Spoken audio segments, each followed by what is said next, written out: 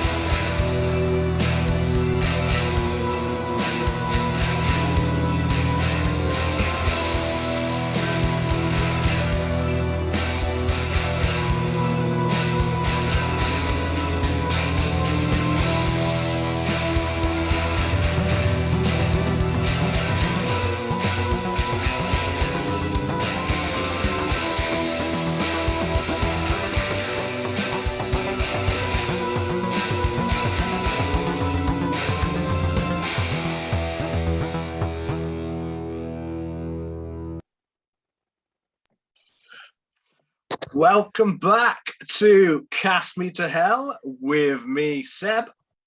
And with me, Robbie. And we've finally managed to get that sorted. And we are here with episode 45, looking at the Texas Chainsaw Massacre from 1974, ready for the newly, would you say eagerly anticipated Texas Chainsaw Massacre Netflix original film? I mean, I feel like the hype's definitely gone up since the trailer was released because they'd kept it so close to the chest. There'd been barely anything apart from that early, when production started, poster. There hadn't really been much at all released for the film. We got a poster and a trailer within a few days of each other, but that was it. And that was only like 3 weeks before its release date. So it's quite strange how close it's come. Yeah, I mean, I remember when it was kind of originally announced. I think we got a brief trailer, didn't we? And we got the news that Sally Hardesty was going to be returning, and then we kind of didn't get anything until the trailer that you're talking about that dropped maybe last week before. So we didn't really get anything for it, but obviously we're going to be covering that on the 18th of February with Simon from So I Married a Horror Fan podcast. And we thought we'd look at the original to kind of get ourselves excited, get ourselves hyped for this. I'm a big fan of the franchise anyway. I know it's one of those ones where it's kind of quite messy and is all over the place anyway. But as the franchise as a whole, I do kind of have this soft spot for, because it's a very weird franchise in general.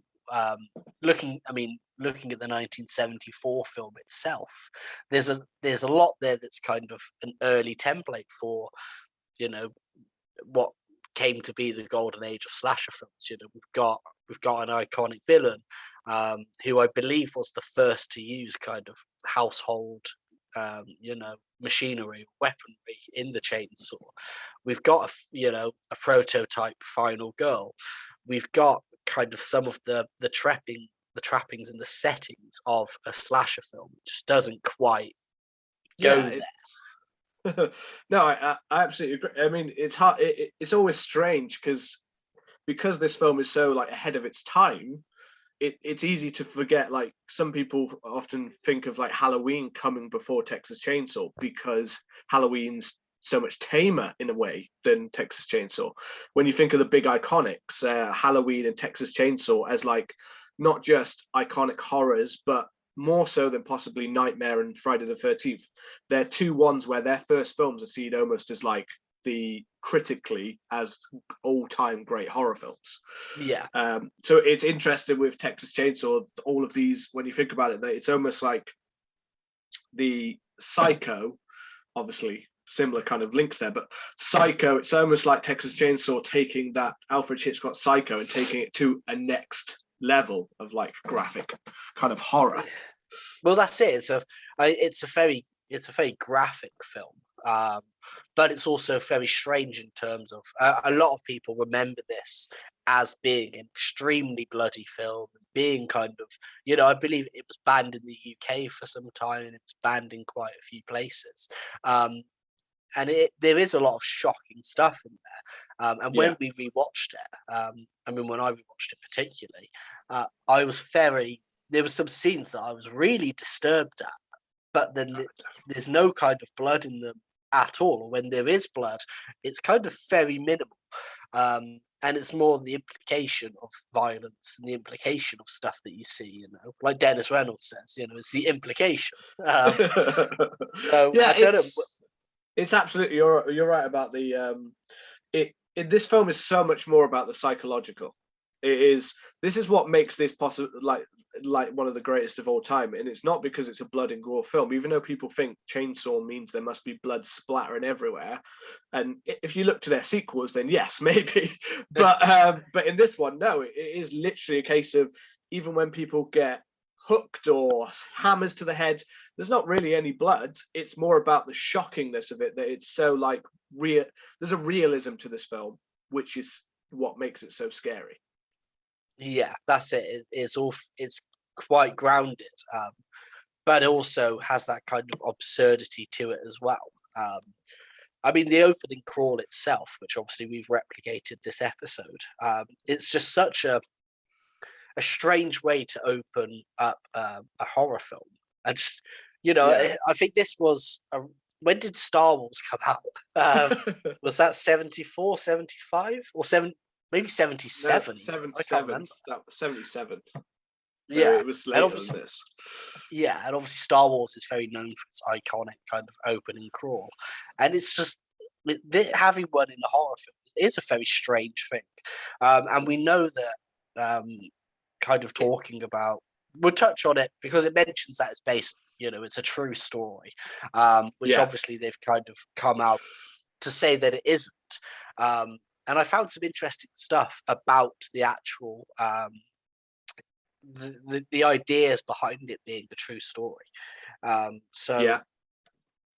know kind of originally it was obviously based on the serial killer Ed Gein, who I believe was from Wisconsin in the 40s or 50s or something like that. And obviously, this isn't a true crime podcast, and so we won't go deeply into the story.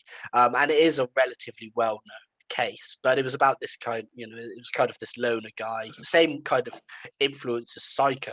Almost, I think Psycho is very famously based on Ed Gein as well, and he kind of. He murdered 2 or 3 women, I think, and had kind of started to be wearing the skin and kind of creating stuff ornaments out of their bones. And I think he was quite famously a grave robber as well. And we see with this film, it opens up about mentions of grave robbing. But there was also something else that I found out quite interestingly, and it's that Tobe Hooper kind of got the idea for having a villain, that wielded a chainsaw when he was Christmas shopping at a department store, because he'd always kind of been grown up. I think his parents owned a movie theater, and he'd always wanted to know that he'd wanted to make films. And he's in this department store and he's thinking about this kind of fantasy about getting him when is surrounded with this crowd, and he had this fantasy about getting a chainsaw and just carving everybody down, which is kind of, it's one of those fantasies that I think everybody I mean, I've had this before. And he kind of That had speaks he had more about that you. definitely, and he kind of had that about that is an idea for a movie right there. It's somebody who uses it, and the idea that it was based on a true story. Apparently, uh, that came about because Toby Hooper felt that they'd been lied to, kind of people by the U.S. government about kind of the Vietnam War and then Watergate as well. Which I mean, we don't know a whole lot about Watergate being in the UK, but from my understanding, it was to do with Richard Nixon kind of wiretapping his political opponents or something like that. And it was leaked that he'd done it, whilst he'd been saying that he had. Obviously, if there's more to the story, then let us know, because it would be something there. And he also wanted a real kind of human to be the villain of the movie, and he had this idea of Leatherface wearing a man mask, and that the brutality in the film is man-made. So his idea of this kind of true story came from being lied to by the US government, which I always felt was quite interesting. Yeah, I mean, a lot of great horror films normally have a kind of subtext of where they're looking at, and definitely throughout the 70s. I think way back, what was it, like episode 3, when we talked about the changing crazes in horror films and stuff like that, and we talked about how like history definitely changes the way that horror looks at and what people find scary. And at that point in time, I feel like the broken PTSD kind of style of like, they're inbreds, but at the same time, there's almost like a broken nature to the Texas background and the rundown economy, and the way that even his brother is, almost seems like someone who could have been a vet that's really fucked up in the war, kind of thing. That seems to kind of play into the fears, like that were from the played Vietnam. the hitchhiker. Yeah, the actor who played the hitchhiker and now war. So he came back and kind of spoke about it. It's still getting over this cold. Yeah. So yeah, no, I get what you mean with. I mean, I'm sure a lot of the actors in this were considering it's in 1970s. A lot of them would have been either part of the Vietnam War or a different war kind of setting.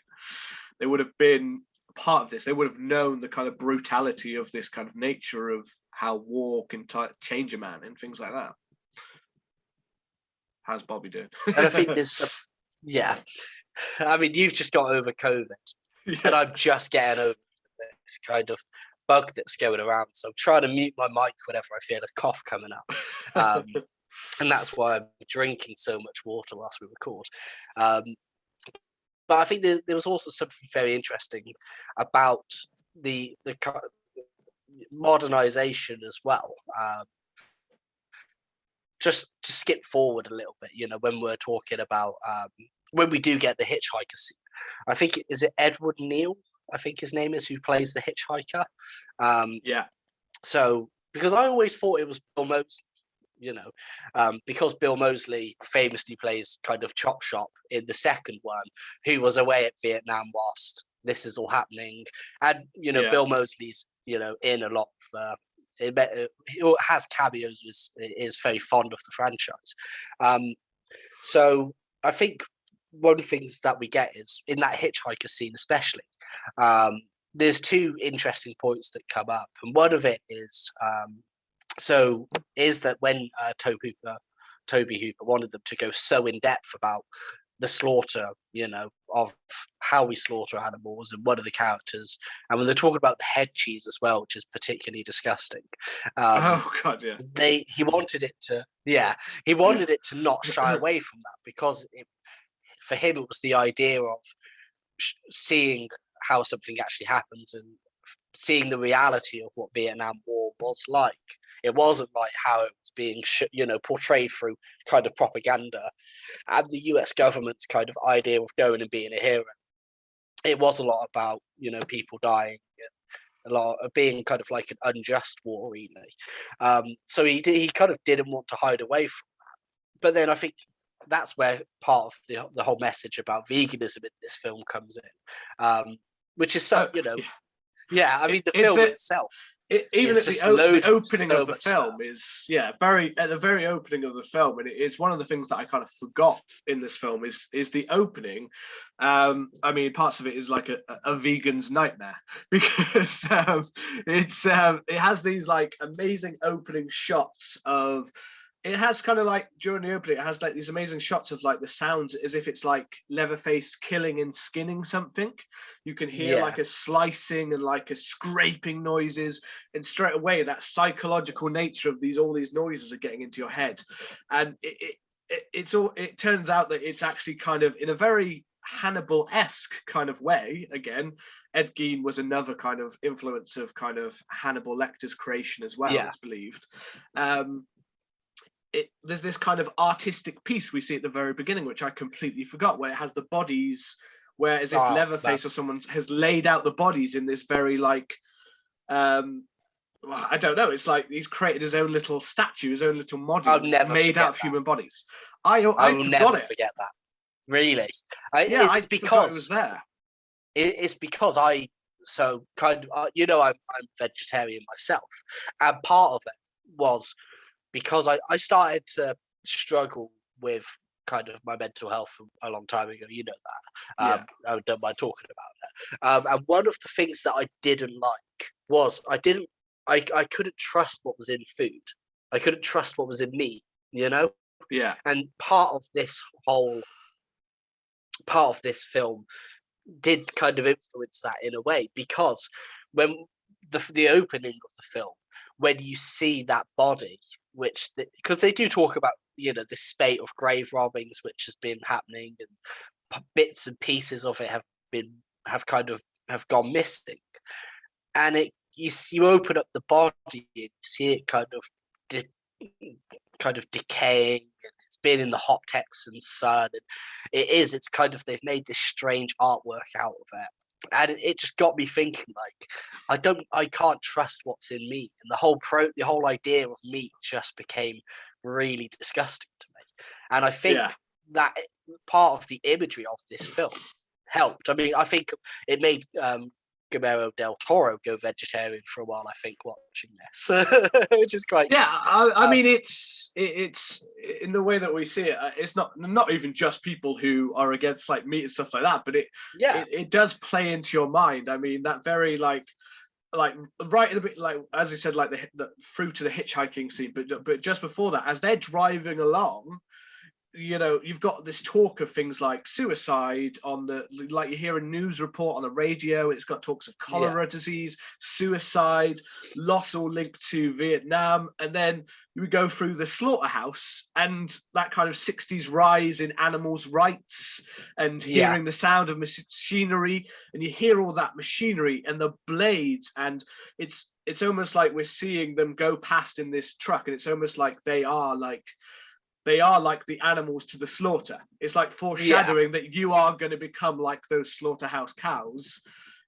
But those sounds, I don't think it matters what kind of food you tend to eat. That scraping and meat and that kind of punch of the gun, it's noises that go on in the background. It's so unsettling to begin this film with. You're already unsettled within the first few minutes. Yeah, it is. It's a filthy film, isn't it? The one thing I always say about this film is it always makes me feel like I need a shower. It always makes me feel like I've been there, and it's hot and it's grotty, and it's just a grimy ass film. It is. Some of the scenes we'll get, especially some of the death scenes we'll get to in a bit, but those are just skin crawling.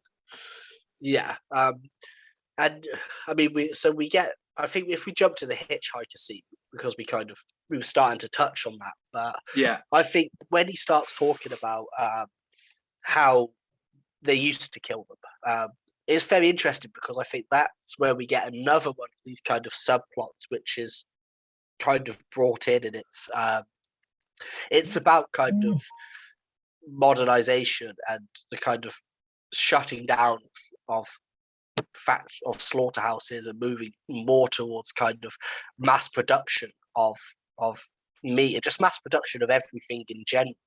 Yeah. I mean, if you like Britain during the 70s and 80s, they shut down a lot of the mines, the factories, and stuff like that. So putting a lot of people out of work. And I'm guessing one of the kind of the subtext in this film is with the kind of movement towards kind of mass slaughterhouses and more mechanized machinery of it is putting families like this out of business and out of work. And it kind of leads that question of, well, it's pretty clear that this family worked at a local slaughterhouse, and what they're doing is they're doing it to survive. And it kind of makes me think, well, if that didn't happen, would they be doing this, Yeah, no, I get that. The idea that the not industrial revolution, but in that same case, the effects that came from that throughout history has caused these small little towns and businesses to no longer be useful, because everything that they would have made in these small towns are now things that they can just make in big factories and forget about the rest of the little guys, and they're struggling and they're starving, and also it's also that idea that this family that we get to know wants to kind of reject that kind of modern day kind of ideals. They're very much stuck in the past. The same way we see with the grandparents, and the way that they still follow the grandparent, the granddad. I love the grandparents. They are still looking at the past like that. They're still stuck. They can't move on from the past. Yeah, and I mean, there's a scene when they drive past the slaughterhouse before they picked up the hitchhiker, which is a fantastic performance in itself. Is so unsettling, and that is when Franklin describes how they used to kill them. When they would kind of, they'd be squealing and freaking out, and they'd have to bash them over the head and drain the blood, and that's what happens. Or that's what they attempt to do to Sally later on in the film, and it kind of has that horrid kind of nature to it, Yeah, the old ways is pretty much Leatherface's MO. Yeah, the old ways of like slaughtering animals is pretty much what Leatherface does. It's a past way. It's not. You should never see Leatherface have a gun in his hand, because otherwise that's bringing him completely out of what his style is. He slaughters you like an animal. And that's kind of the point. And it's strange because that's another thing in this film which is extremely unsettling. Is it's the kind of, and I know we get this in horror films, particularly kind of later, and that's why this film is so groundbreaking, because it obviously later, when we get to the golden age of slashers, we get high body counts and we get people just getting killed, but we don't seem to get human beings being treated like animals, like getting clubbed over the head and then dragged away and put onto meat hooks and just left there whilst others are slaughtered, and it's that whole treat, and you watch it and you think, fuck, how can you treat someone like that? And then I think that my intention or the way in which I think Toby Hooper maybe intended it is, you look at it and you go, well, why do we say that you can't treat humans like that, but you can treat animals like that? This film has just so much, is just so rich with subtext and kind of these political and these societal ideas. This is kind of why, with the new one coming out and with the sequels, this is a little bit of where a lot of the sequels lost it, because they saw it as a slasher film instead of the kind of social commentary that this original film is. And although as I said before, there are some of them that I do very much enjoy, some of them I enjoy as a slasher film, but I know at the same time that they have nothing on this original, because they just don't have the depth that this one has. Yeah, that's it. I think they struggle to get that it's about it's the family dynamic. I know with Texas Chainsaw Massacre 2, when Tobe, I keep calling him Tobe Hooper, and I always have, but when Toby Hooper returned to make that, he was kind of a bit kind of frustrated that people had seen this as just a horror film and had kind of looked over some of the black comedy in it and some of that stuff, because whilst it is extremely shocking, there is some stuff which is quite darkly humorous about it. So that's why the second film does have a bit more of a kind of a black humourness to it. But then they kind of, like they said, it seems to kind of just go away and become a bit more slash films. But I think one thing that they do try and get in is that it's about the family unit, and I mean Leatherface himself, he was very much I've always thought he was more of a prototype for the Jason Voorheeses as opposed to the Michael Myers, because he does wear this mask, but he's more of a hulking figure, and he's not about subtlety, but it's that he's kind of a bit of a lackey, he's a terrifying figure, but he's kind of a lackey to I don't know if he's named Drayton in this, but in the future ones, Drayton Sawyer, the dad, he's kind of a lackey to him, this kind of dysfunctional family unit. I think when they did the remake and the beginning, with Arlie Emery, I think they really hit the family unit of that strong, and this kind of strange relationship. The remake work. I'm a defender of the remake. I always thought that was actually awesome. Very good. I think the remake's quite strong in a different way. No, it can never be the original. And yes, it's a little bit more like gruesome slasher in some ways, but it doesn't completely lose the point of the film, which I think is important. Yeah, I'm trying to think of where to jump to next, because I have a strong love for this film. It's one of these. It's a film that I'm kind of unashamedly will tell people to watch, and I think there's a lot of things within it that, even though I'll probably watch it every couple of years. The same. I find that most of the Texas Chainsaw films are really easy to watch, and whilst they're not all winners, they're easy to watch. But I always find that I forget that just how little music is actually in this film, Yeah.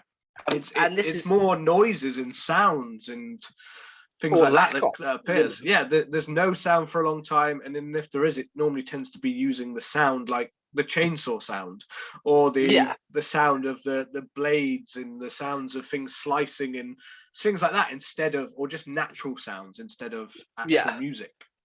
And I mean, this is 4 years before John Carpenter's Halloween, which had an incredible kind of synth soundtrack and almost became the blueprint for slasher films. Have a synth soundtrack, have this kind, have something like that. But this is also after.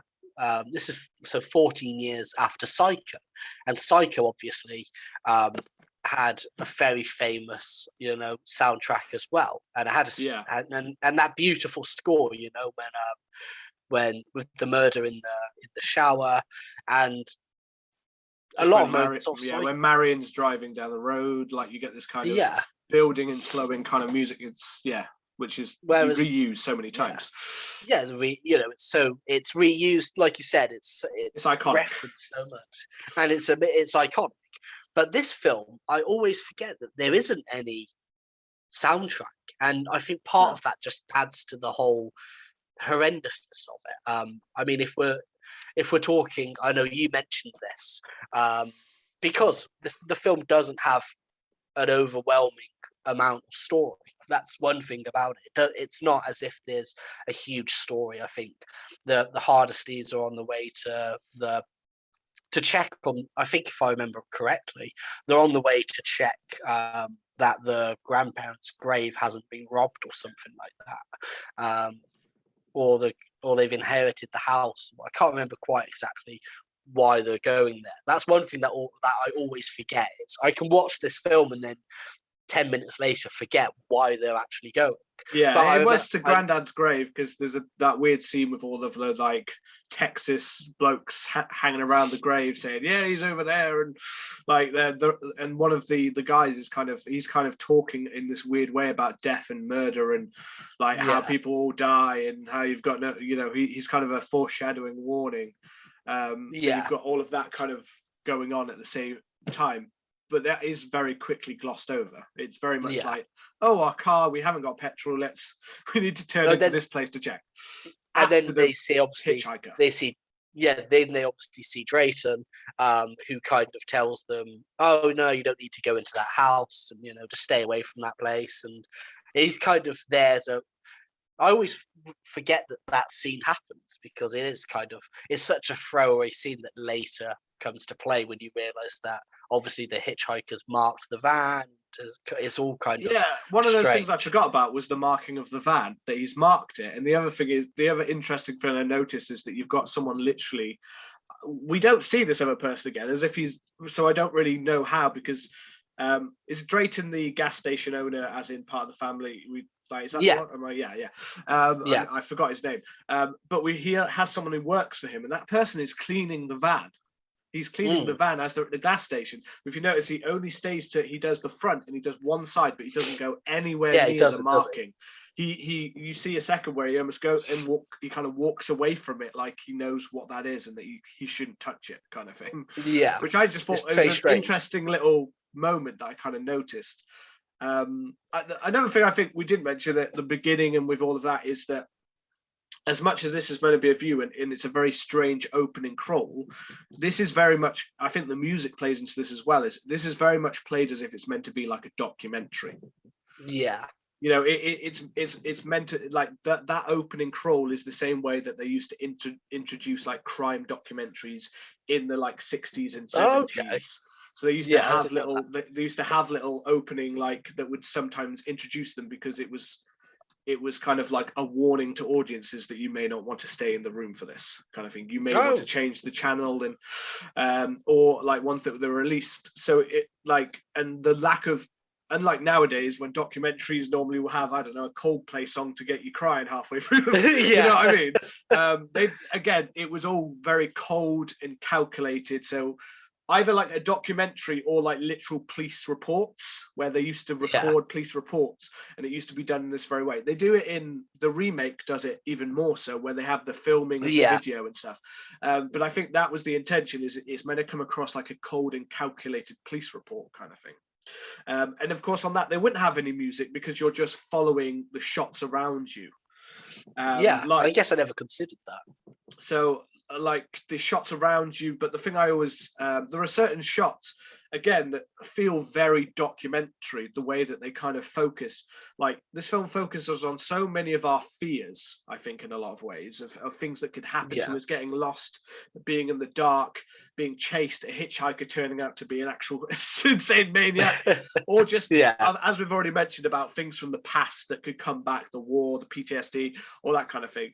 But there are certain shots like I really love when they first get to the abandoned house, not the main house, but the abandoned house. You know, when they're pretty much, we're going to have to stop here and we're going to have to see if we can talk to someone to get, and they're going around this abandoned house, and I think it's Pam who's constantly laughing, which I got to be honest, really grated on me. Like she's got a really annoying laugh because she just kept constantly laughing. You could tell Franklin, the invalid, apparently. The invalid. According to them. When that happens, I'm always like, invalid, all right. This is a 70s film. Yeah, they might as well have just said, it's like in America, retard was fine for like literally until like only like not that long ago. People could still get away with saying retard. It's like if it opened and said Franklin the retard. I was like, it is. What? It's always like, you go like, ooh. It's one of those things like, there was a film that mentioned that. It literally said like, so and so the retard, and I watched it not that long ago. I'll try and remember what it is, and I was like, okay, this is not aged well, but carry on. So you've got her laughing, and Franklin's kind of, he's being his whiny self because he's a very whiny character. who's not really played up as the best example of. It's nice that they've like it's good that they're kind of trying to add in, I guess, like a character. But I'm assuming the actor probably isn't. I don't actually know if it's there, but I'm assuming the actor is not. I don't know if he is. I don't know if he is. But they definitely don't portray someone who is, disabled in that way, because they just play him as a whiny, moaning character throughout most of the film. He's in it. He's a very hated character in a lot of horror communities. They kind of hate that character. But anyway, back to my point: the unsettling nature. There's this one bit when they close up on a spider's hatching eggs. There's a spider in the corner of one of the room, and it's hatching, and you can literally see the spiders hatching from their eggs. And the only sound you get is literally, it sounds as if like spiders are crawling around. That's the only noise you get.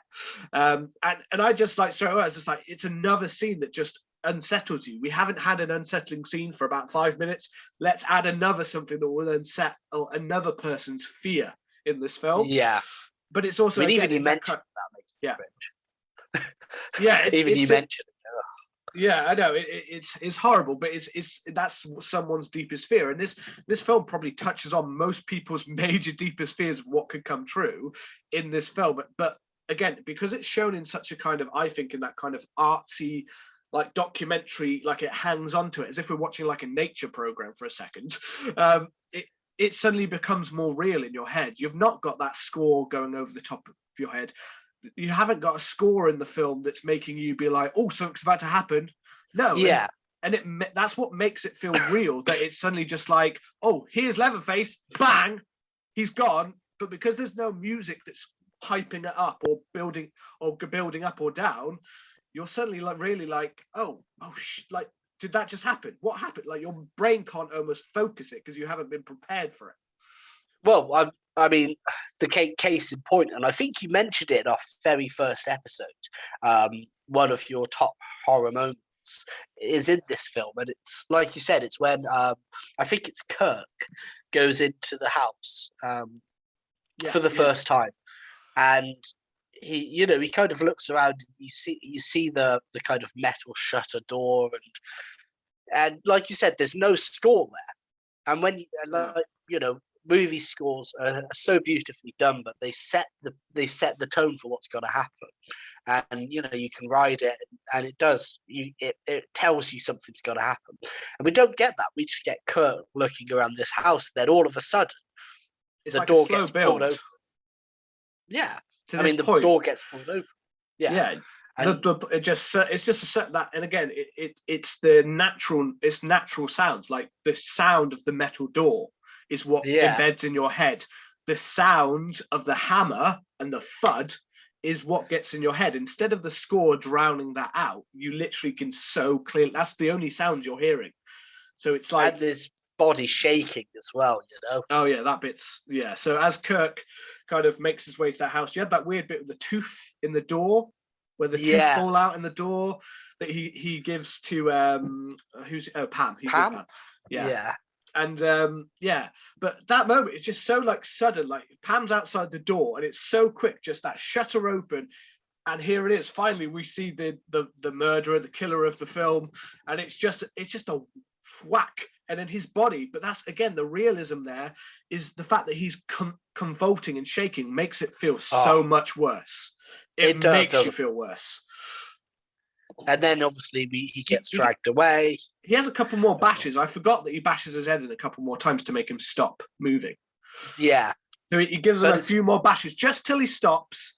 And Leatherface at this point, we only hear kind of snorts or squeals. That's kind of the noises we get from him.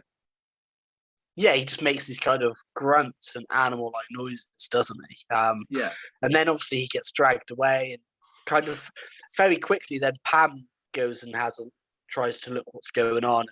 That scene where Pam's looking around the house, and that's the scene I mentioned all the way back in our first kind of episode, because it's kind of like it's like, with Leatherface, the interest as part of that, like with Leatherface, the interesting thing is that you don't really get time to kind of understand what the hell's just happening. I feel like in your mind, it's so quick. and you don't get a great shot of Leatherface in a lot of ways because the scene happens so quickly that it's like you're still trying to work out in your head, you're still shocked in your head and trying to work out what happens. That I almost still wasn't paying attention as Pam was entering the house. So my mind only really clicked back in when she walks into that room. And the room is disgusting. It's the room with all the feathers in and the fucking bones, and it just made me feel so horrible. Like this was the Blaze story I told. The Blaze story all that time ago, where it like he literally like it's the only scene I'd ever shown our friend, and he literally like saw that and he said he had nightmares for like 2 weeks after, but he only saw this part of the scene. He didn't actually, I don't even know if he saw Leatherface. He just saw the bones and the bone like bench and the parts of teeth and skull and chickens and all, and some what looks like some dried blood and dust as well. Just normal. This is literally like someone with OCD. This is their nightmare. Show them this and they'll literally never leave the house again. They will lock themselves in a white room and keep like moisturizing their skin, anti-backing their whole skin, because this will literally just end. This will end their life, and the asylum will be coming quick. When I watched it, I literally felt like I had to be like Frank Reynolds, and I had to shave all my hair off and just cover myself in anti-bac and be like, I just want to be pure. You know, it's so hot, man. Because it is. It's like, but yeah, again, there's no gore in, you know, it's just disgusting imagery. You know, it's like parts of jaws and stuff that you see, like partially broken jaws, like you can see bones and you're like, that looks like a human's between an animal, but then you're like, is that a human tooth, is that a human's like jawline, where you've got part of a skull and part of a jaw and then the other half of it looks like it's been smashed to bits. It's just like, well, the bench as well. The bench is kind of, it looks like a person, but it looks like it's been kind of, the bones have been like flayed, elongated, and you know, made up in all this weird ways. The bench is fucking horrid, man. I couldn't imagine anybody like wanting to sit on that. You're already disgusted, and then she kind of falls over and slides through the feathers and the grime, and you can see it on her fingers, and you can see she's like frozen in shock. She's completely just like stuck, and at that very point when she's frozen and stuck, that's when behind her is Leatherface. He comes back, kind of thing. And this leads to one of the, because he, again, it's like an animal, but he's also partially like an animal, because he squeals and makes screaming noises at her. He doesn't talk. He just squeals and makes screaming noises. I mean, Gunnar Hansen's performance is fucking physically is fantastic in this film. Yeah, and that's it. I know, kind of with the later kind of Texas Chainsaw Massacres. I think it was Andrew.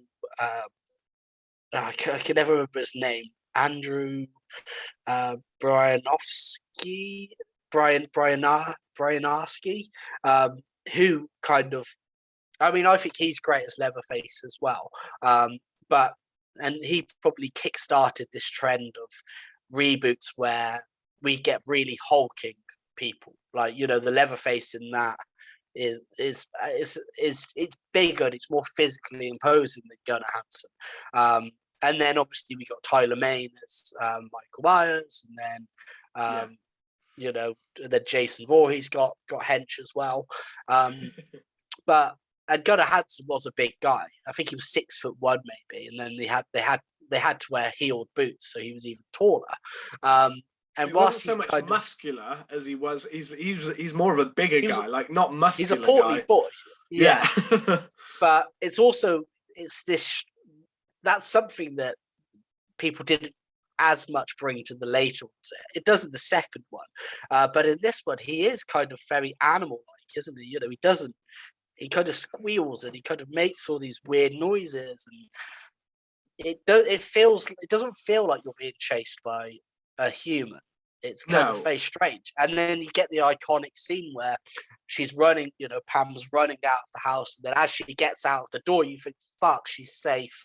And then Leatherface grabs her, you know, without a care in the world as well, and just drags her back in. And then when he puts her on the hook, I always remembered this because I probably Yeah. I watched this film. I think I watched the remake first, to be honest, and then I went back and I watched the original. Um, and I always I was quite young, but I always remember seeing the hook go into the skin, Oh yeah, and it's seeing the such an blood. amazing effect. It But you don't, no, you just don't. see It's her. the drop. Yeah, Yeah, it's the drop, and it's the and then you see her reaction of her. struggling. Like yeah, Yeah, and then it's it's it's just uh, it's odd to me because the hook is what actually sticks in my mind in this film. Although, say in the remake, when the chainsaw is used to quite a lot of effect to kind of slice someone in half, in yeah, this one, I'd almost say that the hook in my mind stuck with me more in this original film than the chainsaw does. Outside of that ending iconic shot of him with the chainsaw, I remember the hook as having more of an effect in my mind because I was like, holy shit, she's there. She's struggling so much on like as you would be. It's not just going to be like, yeah, it's like one part of you. I mean, like, but she's there. Like, I think it's one of the greatest sequences in horror. Is just that Leatherface yeah. goes at Kirk, like literally slicing up Kirk With the chainsaw and while in the she's background. watching. Yeah, Yeah, but at the same time, I'm not even sure if she is fully aware it's Kirk or what's going on because I think the pain and the shock of everything that's happening, she's just like you see her like looking from side to side. I'm not sure she's even able to take in what the fuck is happening right now because she's just. but that's it.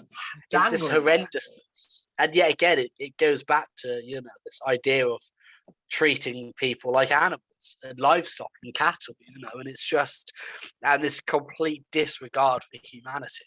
When that scene, when I rewatched it, I was literally like, oh fucking hell, because he hooks her, and then as soon as he knows she's not getting away, he doesn't care about her screams or anything like that.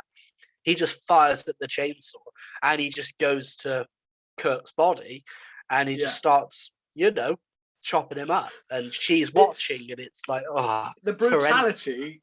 That's what makes a difference. The brutality. Yes, we might not see a lot of blood and stuff, but this is a properly like kind of brutal, sadistic kind of death, murders kind of thing. Like you feel them more than a lot of horror films, I think, in this one. And to be fair, it's really not that long. Apart from him saying, is it Nubbins? Something like that. His name Nubbins. I've got. The guy with the guy more like the glasses and who was driving the car. I believe his name was down as Nubbins. I have it. That's what I have in my notes, so I'm going to go with Nubbins. I don't. Someone might be like, Nubbins. I've got Nubbins, as if it's a nickname or something. I don't know, but it says Nubbins. Yes, Nubbins. Yeah, Nubbins. Nubbins. He kind of just goes off. Jerry Nubbins. Is it? Jerry. I don't think it's ever mentioned as name. Nubbins. I swear I looked on some cast list and it said Nubbins. Maybe Nubbins. Maybe Nubbins. Jerry, or as I'm going to call him, Nubbins. From now on. Anyway, Jerry, or his death comes very. Nubbins might be a different character. I don't know, or it might be completely made up in my mind. I think you've just made up Nubbins. I don't know where it's. I definitely saw it listed somewhere. Anyway, it's Jerry then. Nubbins. So fucking weird. But it's really not much time. Like he literally just goes off. I'm going to go off and investigate. It takes no time at all for him to be in the house, and we basically get the next death. Although his is a hammer, but his he's got like a high pitched kind of scream. He does, doesn't he? As it comes down. He'd opened the freezer with Pam coming back to life and jumping out of the freezer. Before in comes Leatherface, scream, whack, and then he pushes Pam screaming back into the freezer. And it just happens in such a quick, like, what the fuck? Like, he'd ended up in the basement, like through that door. So it was never going to end up well, but it's still like, what the fuck? But the thing I like about this scene is that what we follow is we get the first kind of, we get a scene where the first time we actually follow Leatherface. not any of the other characters. We follow Leatherface back into the house, and he kind of Yeah. sits down. He looks by the window as if he's looking out, and he kind of sits down, and we get this weird kind of showing of vulnerability of Leatherface. Yeah, it's strange, isn't it? We get like as if he's worried that someone will see, or he isn't doing something that he's meant to be doing. You know, like he's that scared that he's not following it. He's not like, he isn't actually shown as like the emotionless killing machine in this scene, as say Michael or Jason are. Like, no, he's got this kind of vulnerability in this scene, which again is not something they really touch on in any of the other films. But there's this weird, as if he's more like a child who's being told to do things, and now he's got to the point where he's done this and he's worried that it's, or in some kind of weird like he's protecting his home, like the most twisted Home Alone. Well, second most twisted Home Alone. Go and find our Home Alone episode. But he's like worried what someone will do or what his family will do if they see, and he thinks this is where, like, I think this is where I think that one of the sequels could have picked up on this and maybe made a better sequel if they'd built into more of this kind of, they built into the family, but more of the Leatherface and the vulnerability and that animal part of him, I think is interesting. A little bit. So in the second one, they do play into that a little bit more. That his kind of naivety, or his kind of, they do. I kind of want to say child. He protects others, doesn't he? He protects the final girl in a lot of the film, doesn't he? Yeah. And then, I mean, I watched Texas Chainsaw 3D, which is, I mean, I know it was panned when it came out, but I've always been a fan of it because it's this, 2/3 of it is this slasher film. And then the last third, Leatherface becomes this kind of protector, and this strange kind of, has this strange bond with the main character because she's related to him, and then she becomes his caretaker. Is that the Alexandra Daddario? Yeah. Actually, I remember watching that. I didn't mind that one, as I hadn't liked, after the remake, I hadn't liked was it the beginning I wasn't as keen on, but I think I liked that one. I liked the beginning, but then it's just this. Yeah, they when they play into this idea of Leatherface as more of a lackey to the family, and more doing it because he's protecting his family, and he doesn't kind of know what he's doing, but he's kind of conflicted about that. I think that when they do it that way, it's really interesting. And there was this theory that I found online that was really interesting, and it's that we never see. We see Leatherface's teeth, which we know are kind of fucked, but we never see Leatherface's face, his actual, human face under the mask. And it's always assumed that he suffers some kind of deformity or something like that. But this theory online was like, what if he's just like a regular looking dude, and he doesn't have anything like that. He just he just wears these faces for whatever reason, And it always kind of struck me as interesting that, but that's kind of a little side away. Because the film itself isn't actually that long. I think it's like an hour and 20 minutes or something like that, maybe even less.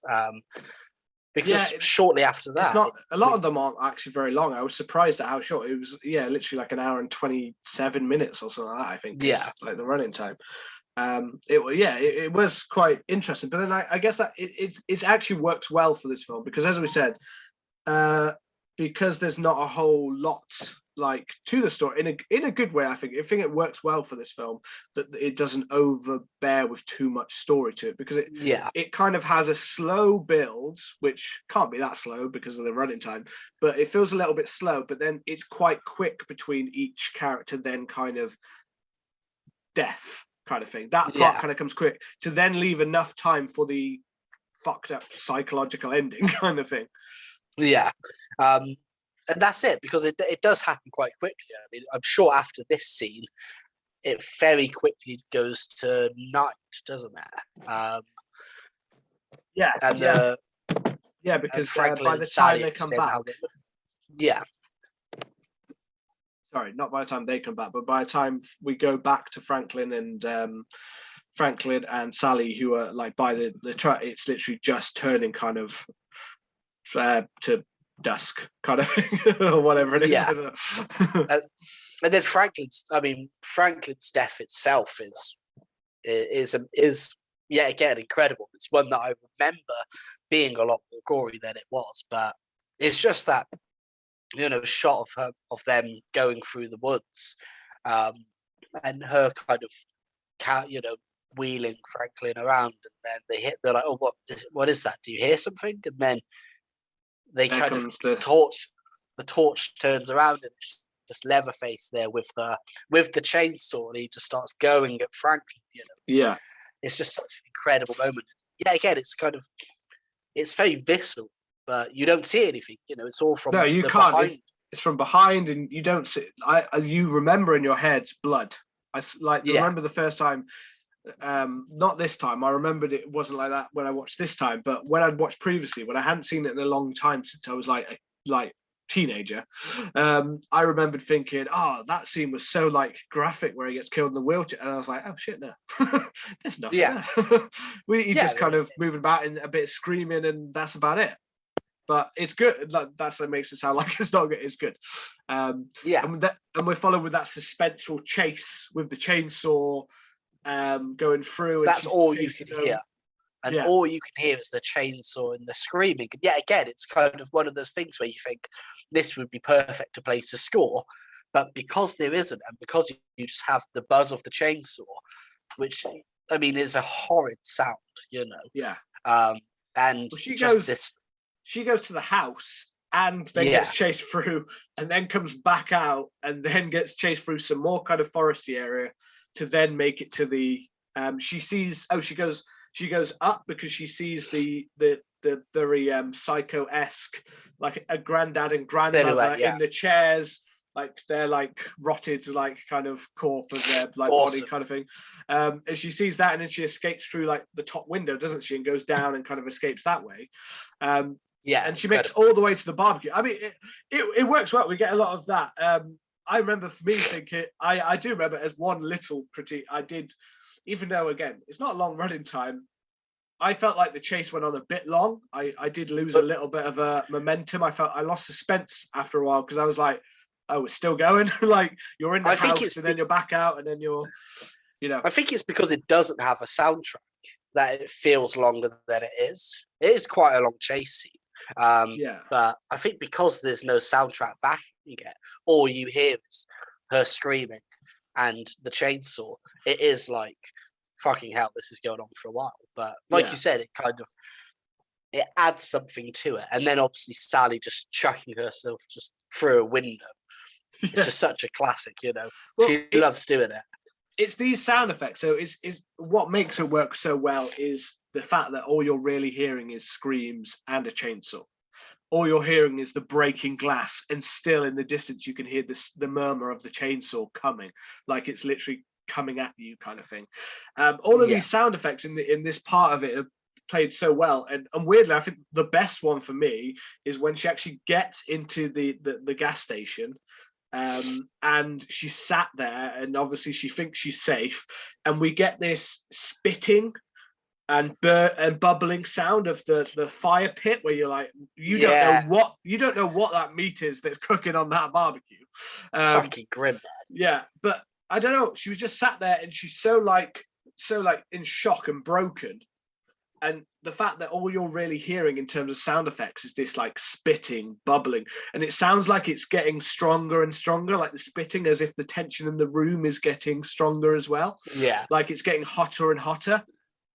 I really like that part of the scene. But again, this is the only other one I have a critique is it does kind of annoy me that when I forgot his name again. What's his name? Drayton. When Drayton, yeah, he's comes just called back the in. cook. Is it? Oh, okay. Yeah. So the cook, who I've always also seen as more like, I don't know, either the older brother or the father figure to the boy, like in a way, because these the older one. He's the father. He's the father figure. Yeah, but it's kind of, it gets hard to tell sometimes because the way he acts is like, sometimes it's authoritative, sometimes it's like a weird, just like he's out of control completely at the same time. It's an odd like Yeah, family dynamic, of course. that's it. Yeah, But the only thing that does annoy me is that she has a knife and she's beaten by a swipe of a broom. yeah. I know she's Yeah. in. I know she's in shock, but it still is like she has the knife, and he just like hits her twice with the broom, and it didn't even look like a hard hit. It's just like a quick like, oi, oi, like, as Yeah, if, back up, like you're back trying up. to shoo away an animal or something. But it's the Yeah, fact that she like within two swipes, like she's kind of fallen and drops the knife, and it's like, okay, I feel like more of a struggle was needed in that scene. These it are was literally pretty funny. like that is literally like one of my only things in this whole film where I literally had like something negative to say, was just that, like, that bit's the only part that really took me out for a second of the film, and the tenseness was like, really, you've just been beaten by a broom. Not Yeah, even like a hard broom, like a wooden with like hair, like with like straw ends yeah, kind of thing. like a broom that like an 18th century peasant would use. Yeah, no, but yeah, that's what I mean. So yeah, and then we get the psycho family of inbreds. We get them all Yeah, which is together round the again table. incredible, you know. This scene And is it's the psychologically is the one scene that always sticks in my brain as the really one that's like oh really just gets into your mind. Leatherface has changed into more of a slight, or at least done up his face to be more female, cross-dressing again, which yeah, is so kind of it's such an unusual theme for the time. This film touches yeah, on like things with sexuality and gender and disability, and at a more like it was a more accepting time, obviously after Vietnam and 60s and stuff like that, but still in the South, no, not a yeah, fucking chance in definitely hell. not. In South America was this scene that would be accepting of the time, this is, they wouldn't accept any, they were still very much in more of the 50s era, like the South is always seems to always, not everyone, but Yeah, a lot of the South always seems to be a bit behind on the times. They always seem to yeah, run like, and like it's accepted to, like they were still in much more of a non-conformist kind of behavior, kind of 50s housewife, working husband kind of, your yeah, gender is male, female, and your the person you have sex with is male, female, different gender only. yeah, You know what I mean? And then yeah, here you have a film where they're literally going on about inbred, like almost like a trans, like different sexualities, different disabilities, different but ways of mind. It's so ahead of its time in that way.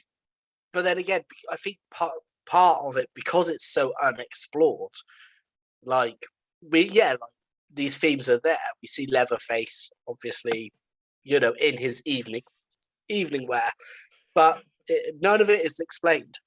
No, And I think that is part of the horror of it is kind of it's the implication that this is something they've been doing for a long time. yeah, Leatherface does this I think for a a lot of lot. people, especially in the 70s, a lot of people watching this, they would have been made uncomfortable just by the fact of what the fuck is, like, just by the look of them, the fact that they don't seem to think that this is unusual. They don't Yeah, think the way that Leatherface is dressed as unusual. They don't think the way the family acts, or the skeleton bones as decoration around the room, or the yeah, the skin lampshade that is yeah, right in the middle, as is right behind your head, that I can see on our video part of them. yeah. You've got a picture, and it's the you've literally got like Grandpa's there as well. a skinned out face and grandpa behind you. Yeah, Their and centerpiece Grandpa is a himself. skull.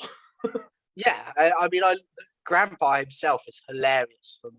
Like, I can see the black comedy in Grandpa, and it's the tradition going through the family when they're like, well, Grandpa's the oldest, so let Grandpa, kill. Yeah, And they try and give him the hammer, and his hand just goes down, and the whole time I was I thinking, could. Yeah, Grandpa dead, but then when he's fed blood, it's like he's sucking on the blood, so it's like, what the fuck is going on? I had the But exact it's same such a thought. clusterfuck. I was like, is he alive? Is he partially alive?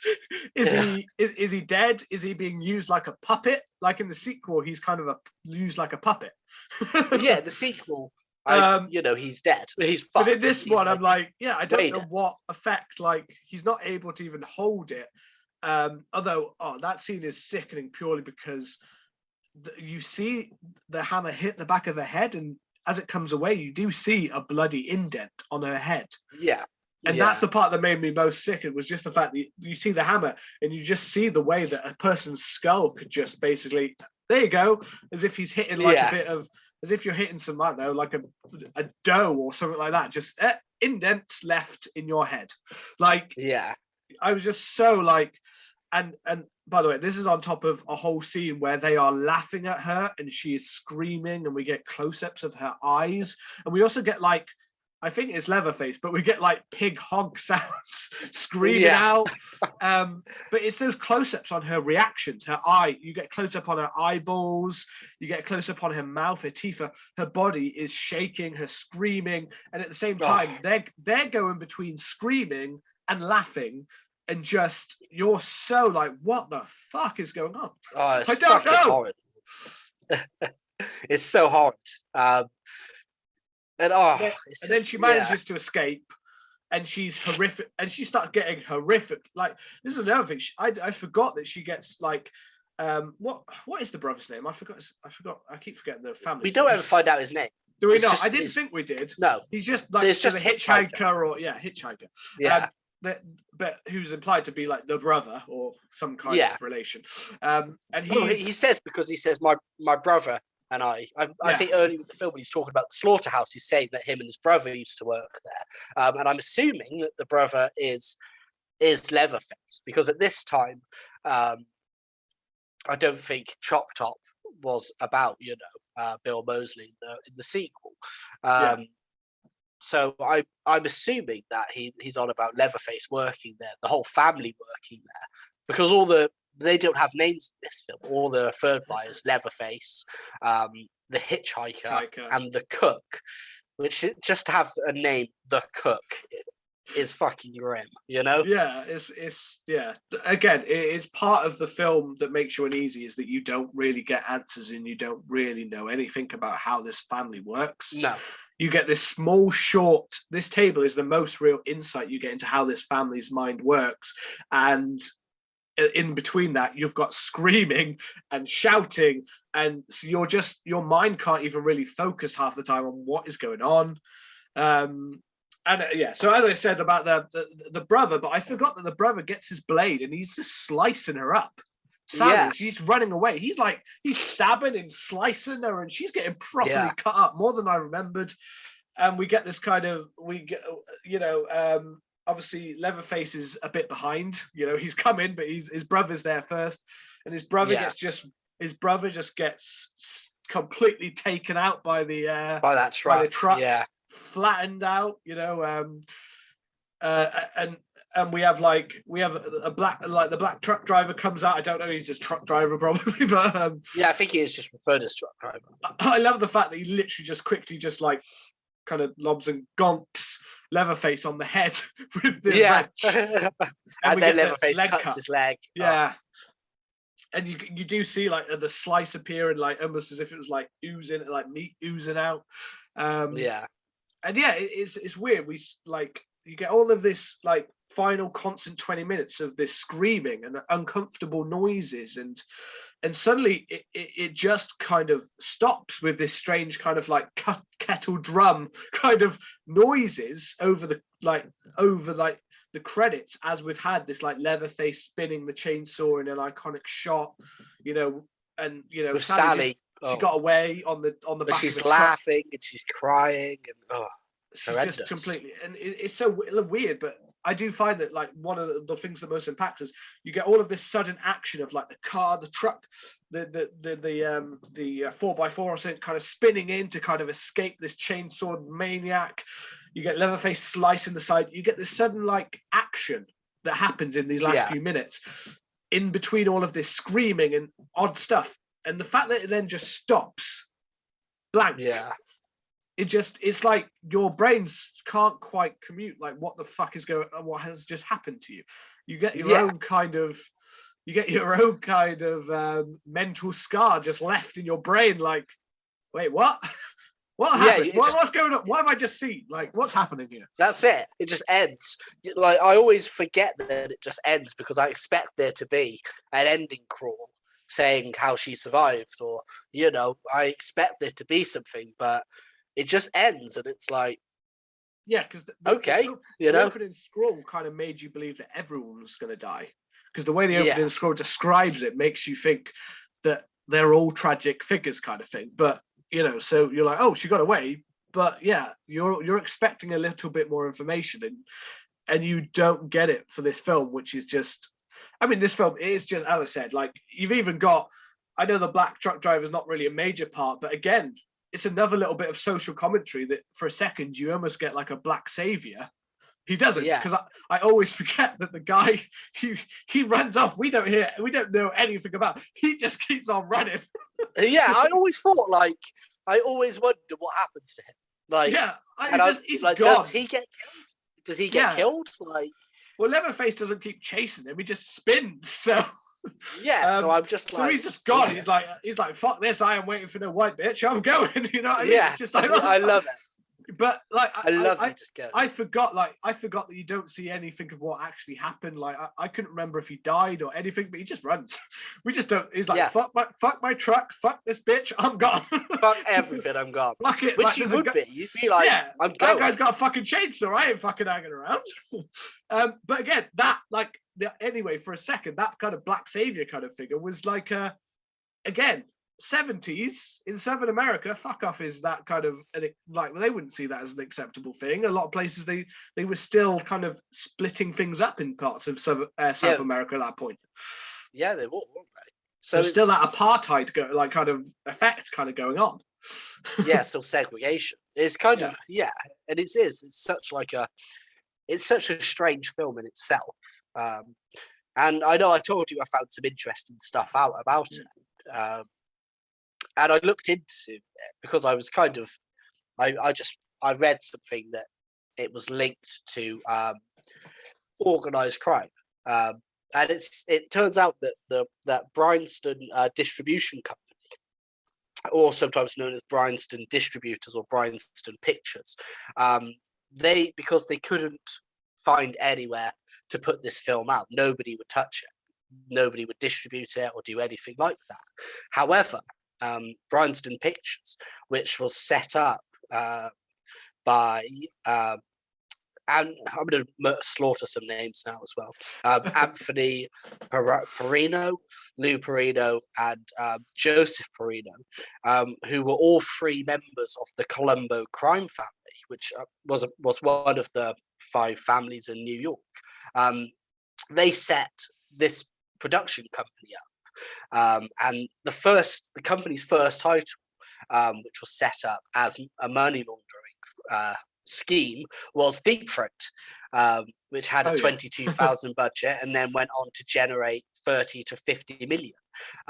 But some also notable releases of them was The Party at Kitty and Studs in 1970, which is the porn film that Sylvester Stallone was in. Flesh for Frankenstein, which was a film that was put together with Andy Warhol. Dark Star, which was obviously John Carpenter's film. Return of the Dragon with Bruce Lee, before obviously Enter the Dragon, and then the Texas Chainsaw Massacre. And apparently, they got absolutely destroyed in the distribution of it. So they kind of agreed, Lou Perino just agreed to distribute the Texas Chainsaw Massacre worldwide. And production manager Ron Bosman and Texas Film Commissioner Warren Scarron would receive $225,000, which is about now it's 1.2 million, and 35% of the profits. They kind of said that they made a deal with the devil, and that's what they kind of got. So they signed with Bryanston Pictures, and after the investors recouped their money and all their accounts were paid off, only $8,100, about $42,000 now, was left to be divided amongst the cast and crew. And obviously, this was as we know, it's quite famously a very tough film to produce. Yeah. So I think Edwin Neal, who we mentioned earlier, who played the hitchhiker, said that he was in Vietnam and filming this was actually a worse experience, and that people were actually trying to kill him in Vietnam, but this was still worse. People were filming in extremely hot temperatures for long hours because they didn't have long to shoot it. I think they only had about 2 weeks to shoot it, maybe. They had to always keep the costumes on, and they were kind of covered in fake real blood. They didn't know which was which, but they couldn't change. So after a lot of the cast and crew actually ended up suing the company for another 2.6 million to be adjusted. But by then, the company had actually gone bankrupt. They only ran for about 6 years, Bryanston Pictures. And it's kind of a really interesting way, because you think that if they hadn't taken a chance on putting this film out, I don't know whether it would have actually got a release anywhere. Whether this would have just been one that was filmed in 1974, 73, and then actually released in the mid 80s or something like that, And it was a very, it was a groundbreaking film when it came out. It did later go on to influence. It was banned in a lot of places, and it was, and it's kind of what added to its kind of mystique. As I said, like this wasn't without controversy. It was a very, it was in a lot of places in America, and included, I believe, parts of like Texas as well were part of that kind of, that they were like, that it displayed characters, and it displayed Texans as these kind of disgusting inbred people. And then around the world, like lots of countries wouldn't let it. I think there might even still be some countries that are like, no, because it's just such an uncomfortable and bizarre kind of film that kind of touches on issues that to this day some countries are still not on board with or willing to like accept. I know it was definitely on the video nasties list, as we've talked about in previous features and things like that in the UK. So it was allowed it had its first run, and it ran for about a year. And then it was banned, which is quite strange because it was then banned. And apparently what they banned it was the word chainsaw being used in the title. So, and it wasn't until like 1998, I think I'm just reading, that it was allowed to be released as the Texas Chainsaw Massacre. So I'm not sure what they would have called it before. I can't find what it was called. And then it was released. It was broadcast a year later on Channel 4, which is kind of a random little fact. So it's a very interesting kind of film. And I think watching it has reminded me of just how incredible the film is itself. But it has made me want to go through and watch the rest of the franchise. I've started watching the rest. I've watched the first one, which, as you said, I forgot how good it was. I always knew I liked it. I definitely, when I was younger, I'd loved it. But watching it again now, I had forgot how good of a horror film this is. How good of a film in general this is. And I watched the second one, which was, I had mixed feelings on, because going straight from watching the first one to the second one is a jarring experience. It is, because they are very different films. But it's still sickened me to my stomach. The whole part about him like eating the parts of his scalp would just literally I think I literally might have gagged at one point. But it's fucking grim with the coat hanger.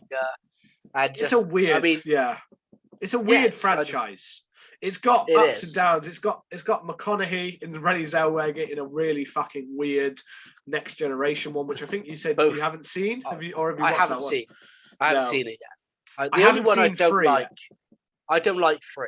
3 is the only one I don't like, because it just feels like it's a straight remake of the first one.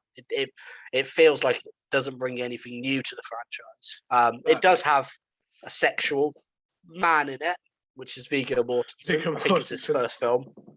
So it does have a sexual man in it, but that's about it. The rest of the film is kind of, is very hit and miss. It's the only film I would say that I don't like. I haven't seen The Next Generation. I like both. I like the reboot and I like the beginning. I like Texas Chainsaw 3D. Um, What the about Leatherface? Leatherface, it was okay. I don't think it I haven't. particularly. Yeah, I think I've seen Beginning. I've seen Texas Chainsaw 3D. I've seen yeah, the remake, obviously.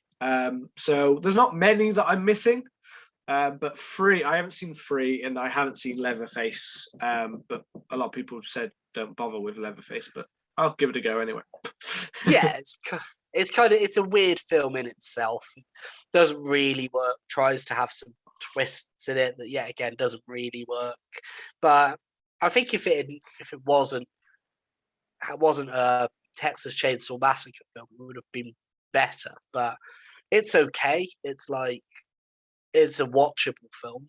But I mean, I'm going to be interested to see what the new one's like, Oh, absolutely. because they are going down this whole kind of legacy sequel, which in itself is going to be interesting. One thing that I always loved about the franchise is that Sally Hardesty it had kind of spent, after surviving the Texas Chainsaw Massacre, had been kind of driven insane, and had stayed in a psychiatric unit. And I liked that though she survived, she didn't have a happy ending, you know? And I like that Yeah. she didn't, whereas, we get a Laurie Strode who, even in H2O is kind of trying to move on and live a life. I liked that in a strange way, Sally didn't have that she had been so kind of mentally scarred by this experience. She hadn't been able to kind of get over it. Had always kind of, it just scarred her. So Yeah. I'm kind of, I don't know. I don't know with yeah. the new one if that is how they're following it in that way, and if that's still the case, because obviously, it whatever was said in, like, although they've said that the sequels could still exist, I don't think they're not directly. So they're not wiping it like Halloween, but they are saying at the same time though that this is just a direct follow up to the original. People can add in the rest of the sequels if you find it. They said that's for fans to make up. They're not officially saying they're getting rid of the whole timeline, but it's a very messy. But they are admitting it's a very messy timeline. Yeah. I mean, I guess, I said like the sequel, I don't feel should be in the same universe as the first one. I feel like the characters are very different characters from the first to the second one. From what I saw, they're not the same people as they once were. Like they are very different, I think. And I think that's it. It's a pretty strange film itself, isn't it? But I think with the new one, I mean, one of the things that I know that people are reacting to possibly badly is that the new one just kind of looks like Halloween 2018, but we've swapped out Sally Hardesty. She just looks like someone who's lived a life on a deserted farm, and that she's going to go and try and kill him with the weapons she has and stuff. So I don't know whether the psychological part of being in an asylum will remain, or whether they're just going to gloss over it and be like she's someone who's been preparing for 50 years, which is basically what Jamie Lee's character was in Halloween. Yeah, I really don't know what to expect. Like I said, I haven't watched the trailer. No, you haven't. So yeah, it's and it's worth not doing, because there were a couple of deaths that are given away in the trailer, which is always rubbish when that happens. And I think the only thing I'll put out now is that for me, the only thing so far that's really like off for me is that I just don't like the look of the new mask. It's what I've seen a picture. It doesn't look particularly great. It just looks odd. It looks long. It's not dried out skin like in the original. It looks like fresh skin, where he's taken someone's skin off and still put the bloody remains on his face, which isn't exactly what Leatherface would tend to do, because he'd tend to have many faces cured and ready to go for wearing. Yeah. He had a weird, even in this first one, he has a weird thing about his appearance looking good. And I don't think he's a killer that just puts the partially ripped off face onto his face. He normally, he sorts them, he cures them, he stitches them, you know what I mean? Yeah. He cares for his faces, I think. That's the original version. That's the way I would take it. Yeah. The original version, he seems to care for his look in this weird, twisted way. Yeah. Well, I guess we're just going to have to find out, aren't we? Absolutely. In the next episode. I mean, yeah. Well, so we'll